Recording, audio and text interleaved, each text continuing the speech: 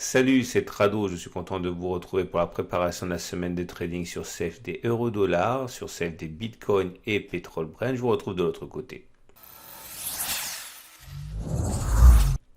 Je vous rappelle que tout ce qui suit est donné à titre purement pédagogique. Il n'y a aucun conseil à suivre dans cette vidéo, ni incitation à acheter ou vendre quoi que ce soit. On recommence donc avec l'euro-dollar en données journalières. Comme vous pouvez le voir, la tendance est pour l'instant clairement haussière. Nous sommes au-dessus de la moyenne mobile à 50 jours qui monte, au-dessus de la moyenne mobile à 20 jours qui monte. Nous arrivons et nous échouons néanmoins sur une zone de résistance importante. Ici, une zone de résistance hebdomadaire en gris. On la verra mieux sur l'unité de temps hebdomadaire. Vous voyez, c'est une zone qui a déjà bloqué les cours à plusieurs reprises et c'est pour ça que nous avons des difficultés malgré la tendance haussière en données journalières. Nous avons un support ici à 1,11,674, 1,12,373. C'est une zone de support car c'était une zone de résistance qui a été cassée, qui a donc théoriquement changé de polarité et on le voit très bien au rebond que l'on a eu depuis en fait 3 bougies. Nous sommes également face, vous l'avez compris, à une résistance à la fois hebdomadaire et journalière puisque la zone ici en orange correspondant au 1,14,411 1,14 958 est une zone de résistance qui nous a bloqué sur l'unité de temps journalière, c'était le 9 mars.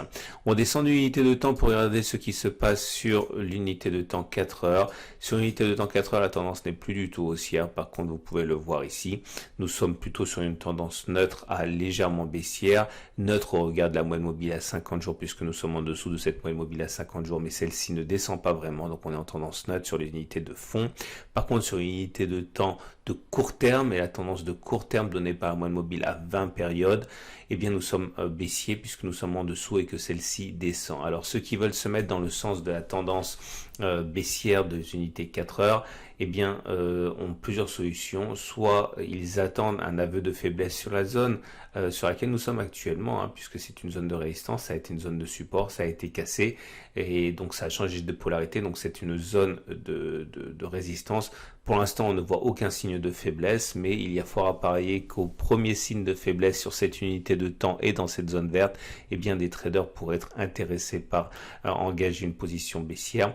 Toute cette zone orange et grise correspond également à une zone où des tendances ou des trades baissiers pourraient être bien accueillis par les traders qui ont un biais baissier puisque ce sont des zones tracées sur une unité de temps supérieure, donc qui ont plus de force qu'une unité de temps 4 heures.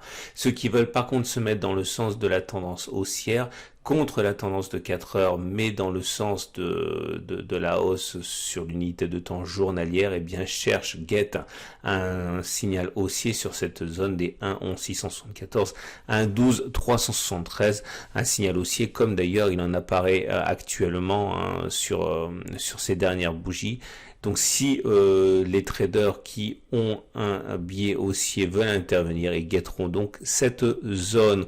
On descend, on va chercher maintenant le Bitcoin en données journalières pour commencer. Comme vous pouvez le voir, c'est plat, il n'y a pas véritablement de tendance. On va dire qu'il y a une moyenne mobile à 50 jours qui monte, mais on est en dessous, donc la tendance est neutre au regard de cette moyenne mobile. Et nous sommes également en dessous de la moyenne mobile à 20 jours qui est ascendante. Donc au regard de ces deux moyennes mobiles, on est en tendance neutre car nous sommes en dessous des moyennes mobiles, mais celle-ci continue de monter. Le support évident en données journalières est là, 8707, 8400 pour le support journalier, 9990, 10090 pour la résistance journalière. Mais la latéralisation fait que nous sommes clairement en tendance neutre. On descend d'une unité de temps, regardez les unités 4 heures, c'est exactement la même chose. Nous sommes comprimés entre cette zone de résistance journalière et le support journalier qu'on a mentionné. Néanmoins, la tendance commence à devenir baissière sur cette unité de temps 4 heures puisque les cours sont maintenant établis à la baisse, en dessous d'une moyenne mobile à 20 périodes qui descend et en dessous d'une moyenne mobile à 50 périodes qui descend. On voit que nous avons une zone de résistance ici comprise entre 9572 et 9296. C'est une zone de résistance car ça a été une zone de support qui a été cassée et qui a donc théoriquement changé de polarité. Donc attention, les traders vont chercher sans doute des signaux baissiers dans cette zone. S'ils ont un biais baissier, par contre, je le répète, ceux qui ont plutôt un biais haussier baissier, attendre que l'on revienne sur quelque chose de plus solide, c'est-à-dire tracé sur une unité de temps supérieure, notamment le support journalier des 8706, 8400. On va terminer avec le pétrole Brent. Pétrole Brent en données journalières, la tendance est clairement haussière. Nous sommes au-dessus d'un moyenne mobile à 50 jours qui monte et au-dessus d'un moyenne mobile à 20 jours qui monte. Mais cette moyenne mobile à 20 jours est en train d'être travaillée. Si elle devait céder, on aurait quand même un support ici, un journalier compris entre 37,80 et 40,00. C'est ici, ça a été une zone de résistance. Ça a été cassé à la hausse, donc ça a changé de polarité théoriquement et c'est devenu support. Et la prochaine résistance, elle est là, 50,29, 53,13, c'est la zone qui est à l'origine du reflux. C'était il y a 6 séances. On descend en unité de temps, il a donné 4 heures avec un constat qui est le même que pour le Bitcoin, à savoir que la tendance elle est baissière. On est en dessous d'un moyenne mobile à 50 périodes et en dessous d'un moyenne mobile à 20 périodes qui descendent toutes les deux. Ceux qui veulent se mettre dans le sens de la baisse, dans le sens de la tendance 4 heures, attendent sans doute que l'on échoue sur les 38,80, 39,04, c'est la zone en bleu ici qui était zone de support, qui a été cassée, qui a donc changé de polarité en devenant résistance. Et c'est très clair sur ce cluster de bougies qui a montré l'impossibilité des haussiers de confirmer.